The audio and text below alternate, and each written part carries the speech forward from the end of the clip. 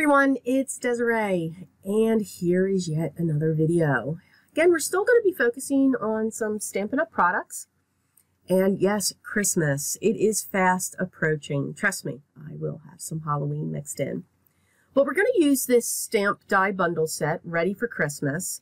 Stamps are really cute. You've got a lot of potentials going with that. There's a beautiful die set that goes with it. That staircase is what pulled me in.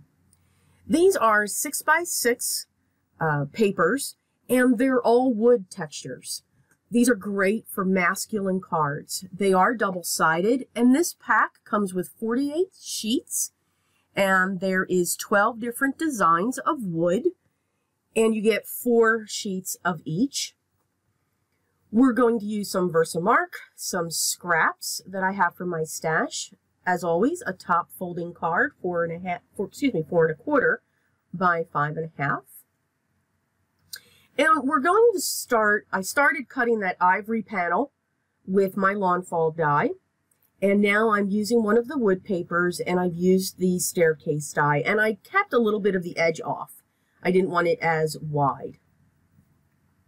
What I'm going to do with this, one of the things that you can do when you use pattern papers and you're looking to have shading on them, we can distress them like we normally do with our inks and our ink blending tools and our, of course, vintage photo, but we can also use an alcohol marker.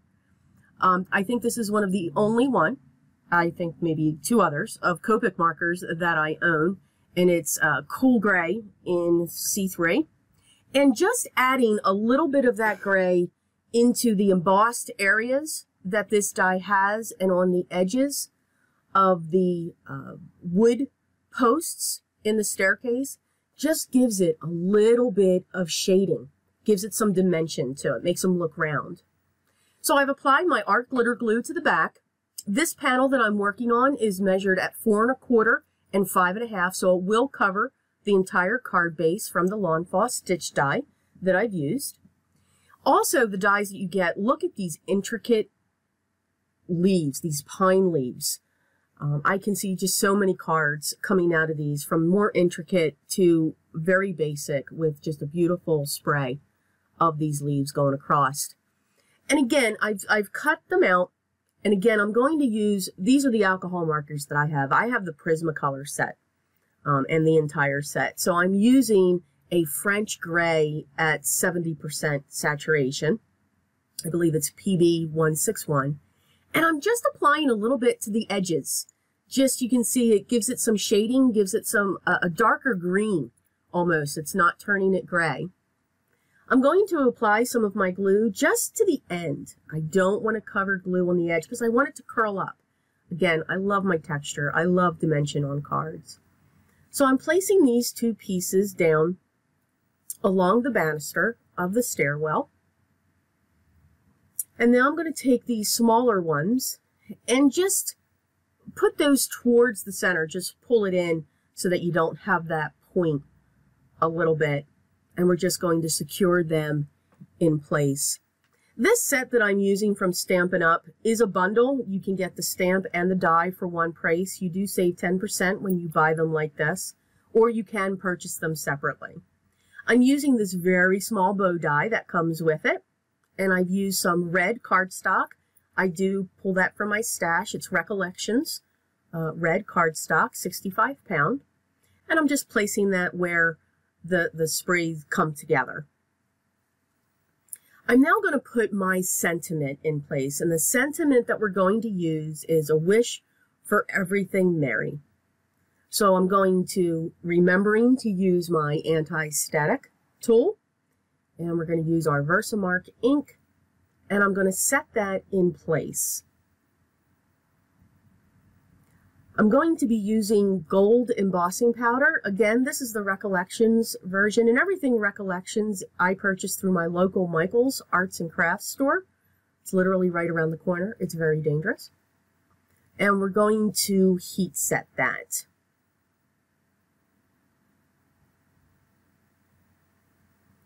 I'm grabbing a piece of fun foam. I also get this either at AC Moore's or Michael's, and I'm going to be adhering that to the back. When it comes to the panel that I use, the ivory It is Recollections, and it is 65 pound, but when you do apply heat to it, it can warp. So I just want to make sure that I have a flat surface for when this does go, or if this does go through the mail. I'm using some, it's called Scrappy Tape from Score Pal, and I applied that to both sides of the foam, and that's how I'm going to adhere it to the panel and then to the side folding card base. These are my scraps that I've pulled. These are some paper pads that I got from Michael's. Again, they're Recollections. I will have the names of them down in the description. I don't know if they're going to be available this season, but they were really pretty. And I'm just cutting them in general shapes. 1 inch by 1 inch, a 1/2 inch by 1 1/4 inches, 3/4 of an inch by a 1/2 inch, and so forth. So these are just some really small scraps. I keep everything. And I'm just pulling that out so that I can make the effect or look of presents sitting at the base of these stairs. So you can make them any size that you would want. I like using archival ink in the potting soil. It's the Wendy Vici designer series, I believe, in the archival inks. And here I am going to just distress around those edges with that brown. Here is a gold pen, violently shaking that, wow. It's liquid, it's a liquid gold metallic pen. It's by Marvy. Again, I do get that at my local craft store. And I'm just going to draw lines on these boxes as if it's ribbon. Instead of adding some twine, which you can add twine, or you can take ribbon and cut them in half, however you would want to do that. But I just wanted more gold. This is kind of like a very full Christmas card, but yet elegant because of the gold touches. So now I'm just adhering the presents that we've made here using my art glitter glue for those that are in the back. Those that are more towards the front, we're going to use the foam squares. The foam squares that I use, believe it or not, I buy them from Uline. It's a packaging source company. I think they're very reasonable. I get like $19.00. I forget what the cost is. But again, I'll put that link down there. And we're just going to pop the ones up in the front and set those in place. But now we need some bows. So I'm going to pull out my famous stickles. I love these things. I know many people don't use them anymore, but I still love them. So I grabbed the holly, Christmas red, and the gold is actually called Tidings. And what I'm doing with the green, what's great with this green is it's got like a red and gold fleck to it, but I'm actually putting it down and then dragging it out to making it look like holly leaves.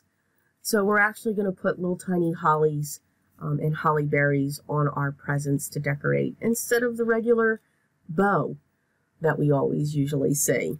Again, wanted to add that dimension. So now I'm using the Christmas red to make the berry. And again, I always test it out first on a piece of scratch paper. There's been way too many times I haven't, and it just splats across the card. Sometimes it works, sometimes it doesn't. So we end up with lots of beebles going all over the place. And now I'm just using the gold just to accent around the sentiment, just to put a level of focus on that. Here are the close-up photos of the project we created today, featuring Stampin' Up! Products. I hope you enjoyed this video, and if you did, please hit the thumbs up. Remember, subscribe so that you can stay up to date with many more videos to come. I also just wanted to say thank you to all of my subscribers and the wonderful comments that I have been getting from everybody. I cannot tell you how much I have enjoyed all of this, and I really, really do mean that. Please, stay tuned for more. Make sure you read the description below for more information, and always be creative.